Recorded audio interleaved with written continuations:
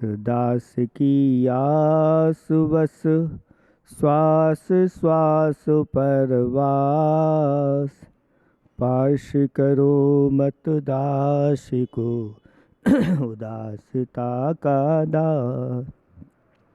ना तो सुर सुख चाहता, शिव सुख की ना चाह। तो थुति सरवर में सदा, होवे मम अवगा। देवादिदेव 1008 चैतन्य चमत्कारी चिंतामणि पार्श्वनाथ भगवान की।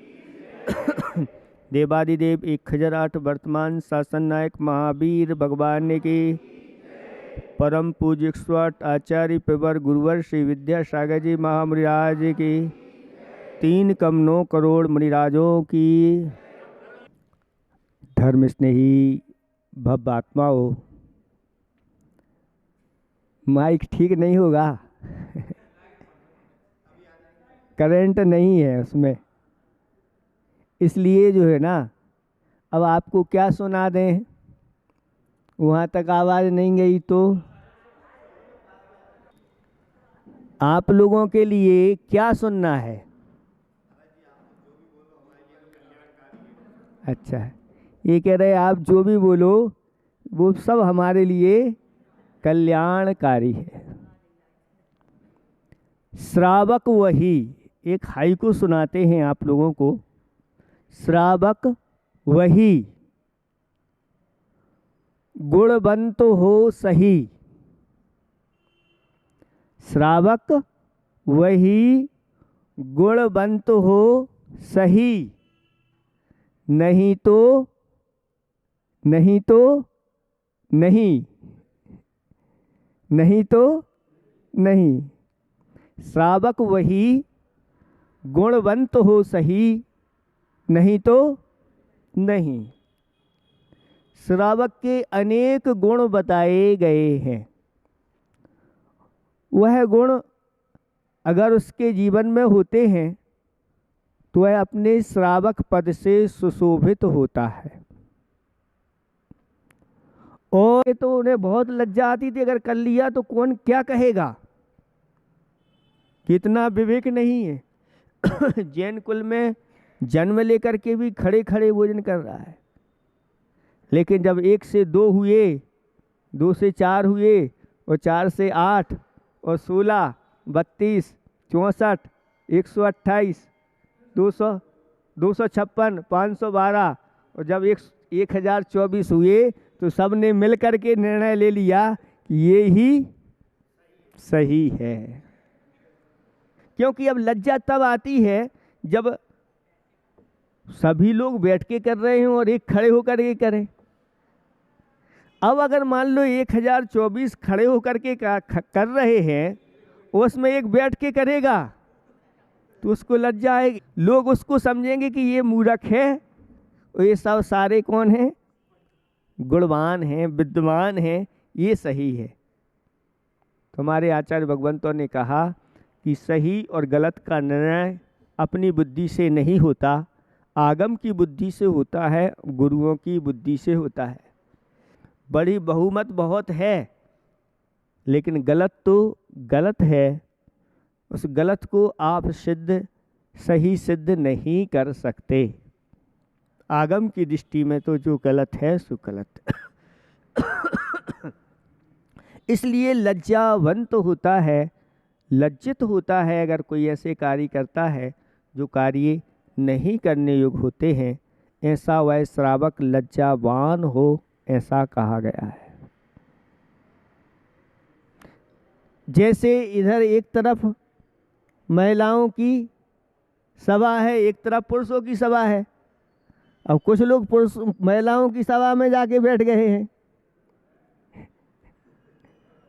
अब ये इनकी उनको लज्जा ही नहीं है कि हम कहाँ बैठे हैं। महाराज ये तो सभा है, कहीं भी हम बैठ सकते। ऐसा नहीं, जहाँ महिलाओं की सभा है वहाँ महिलाएं बैठें, और जहाँ पुरुष की सभा है, अगर महिलाएं उठ करके यहाँ कोई बीच में बैठ जाएगी तो वह ठीक कार्य नहीं। लज्जावान होते हैं वो कार्य विशेष रूप से करते हैं। आप लोगों के लिए उदाहरण दिया जा रहा है कि किस प्रकार से व्यवस्था होनी चाहिए। समौ शरण में सभी लोग जाते हैं, अपने परिवार के साथ जाते हैं, देव और देवियाँ साथ में जाते हैं और भगवान के दर्शन करके अपनी अपनी सभा में जा कर के बैठ जाते हैं। देव अपनी सभा में बैठता है और देवी अपनी सभा में बैठती है। इस प्रकार से वहाँ व्यवस्थित होकर के रहती है। हाँ, सिर्फ त्रियंचों की ऐसी, सुनो, त्रियंचों की एक ऐसी सभा होती है जहाँ दोनों बैठे रहते हैं, क्योंकि वह त्रियंच हैं।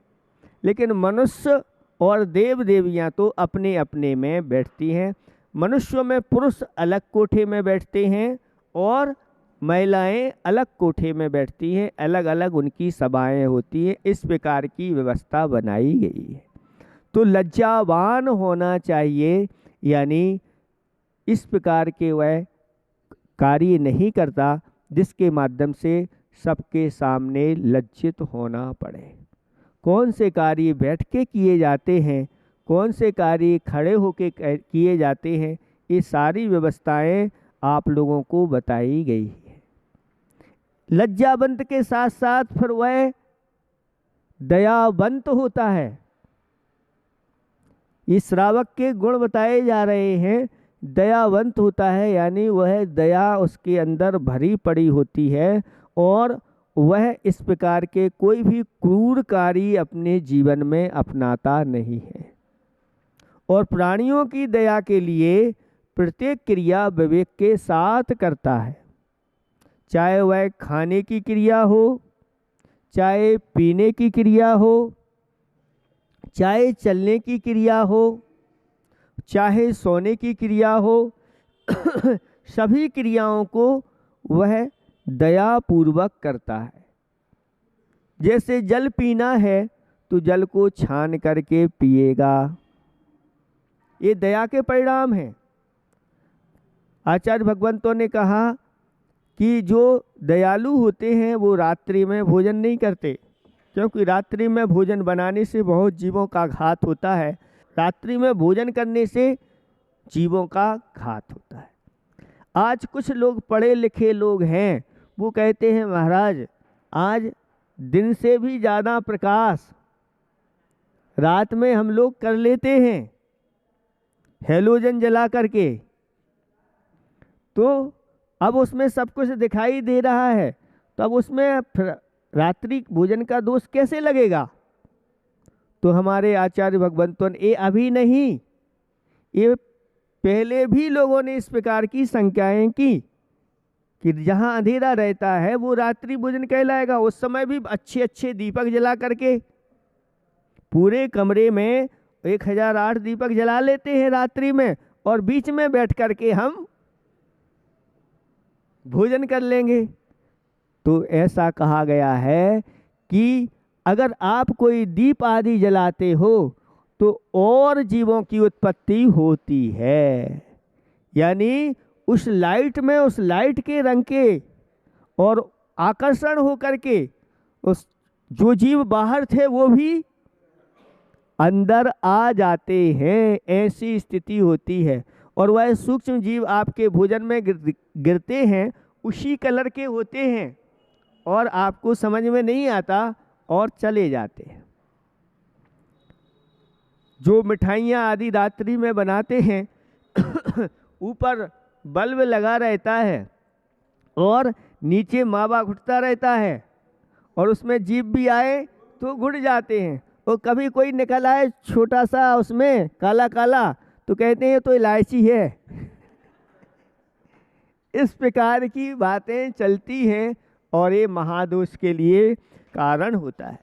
इसलिए श्रावक जो है वह दिन में भोजन करता है, दिन में पान करता है, दिन में ही भोजन बनाता है, रात्रि में नहीं। रात्रि का बना हुआ भोजन दिन में नहीं खाना। रात्रि में जो भोजन बना हुआ है अगर दिन में खाते हो तो भी रात्रि भोजन का आपको दोष लगेगा। महाराज हम तो दिन में खा रहे हैं, लेकिन ये बना कब है? बाजार की वस्तु हैं वो कब बनी है आपको पता है? वो तो फैक्ट्रियां चलती हैं और वहाँ दिन रात का कोई भेद नहीं होता। ये निरंतर चलते रहते हैं और बनते रहते हैं और बन बन करके आते रहते हैं।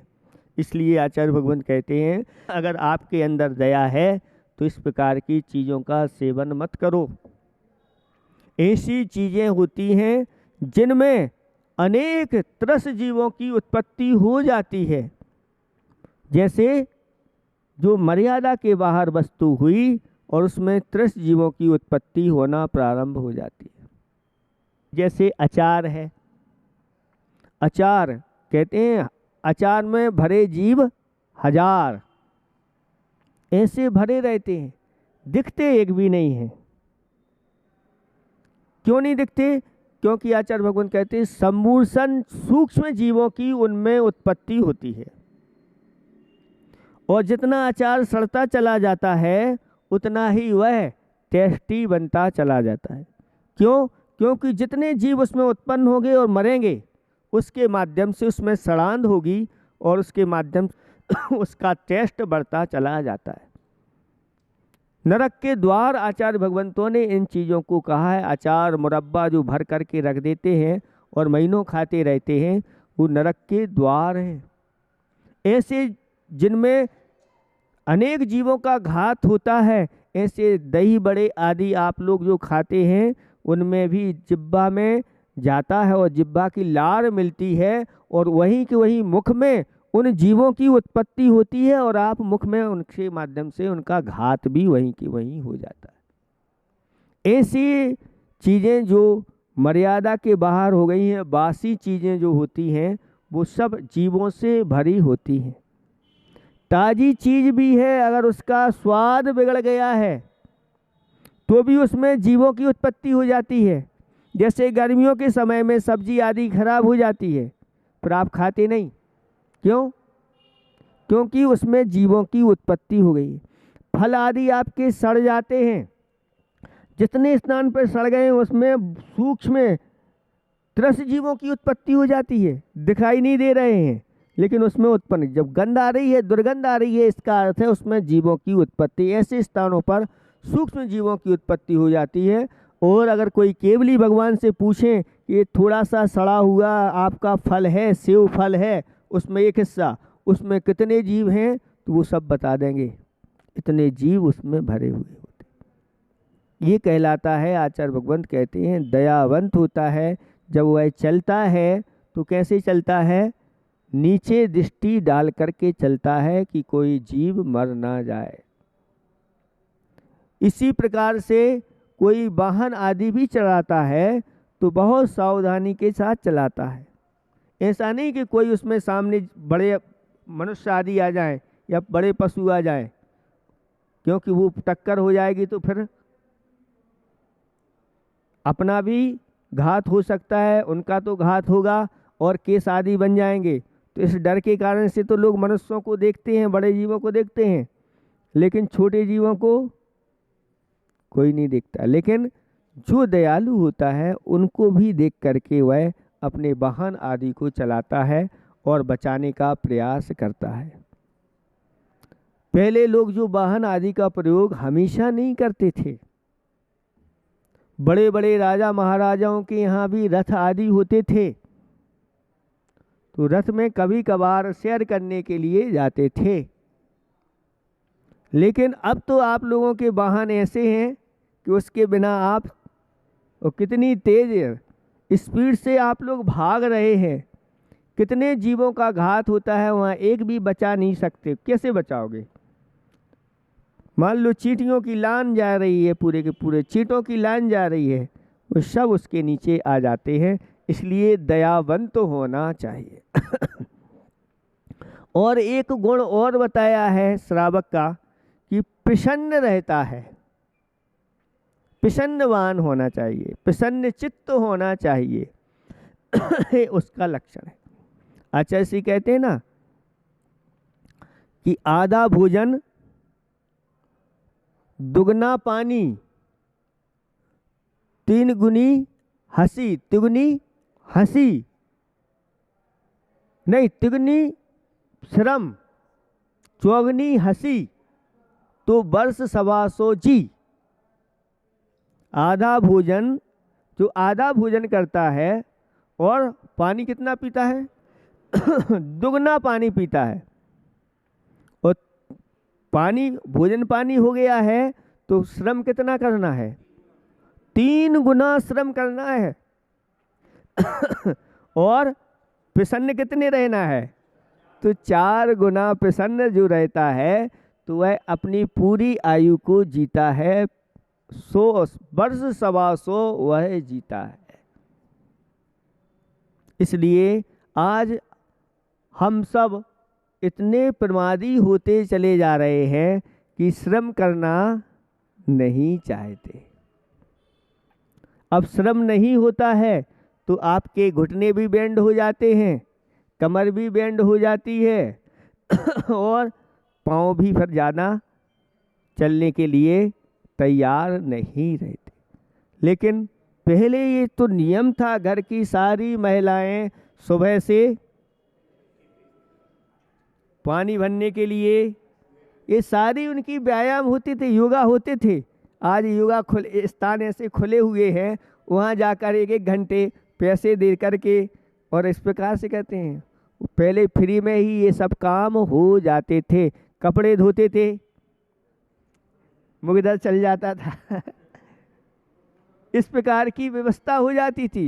ये सारी व्यवस्थाएं, और सुबह से बाहर घूमने के लिए भी जल भरने जाना तो उतना घूमना हो जाता था, मंदिर के लिए पैदल जाते थे, आदि आदि ये सब करते थे जिसके माध्यम से उनका श्रम होता चला जाता था। लेकिन अब आप लोगों से ये लोग शिकायत करते थे कि हमारे पास समय नहीं रहता है, हम इसी में सब लगे रहते हैं, आप हमारी व्यवस्था कर दो। फिर हमारे पास अगर खूब समय निकलेगा तो हम भगवान के दर्शन पूजन खूब करेंगे, स्वाध्याय करेंगे, आदि आदि सब करेंगे। तो इन लोगों ने आपकी बात सुन ली तो चक्की की व्यवस्था कर दी और पानी भरने के लिए बोरिंग की व्यवस्था कर दी और वॉशिंग मशीन कर दी है ना, और बर्तन वाली भी सब व्यवस्था आपकी हो गई। अब आपके पास 24 घंटे फ्री हैं आप।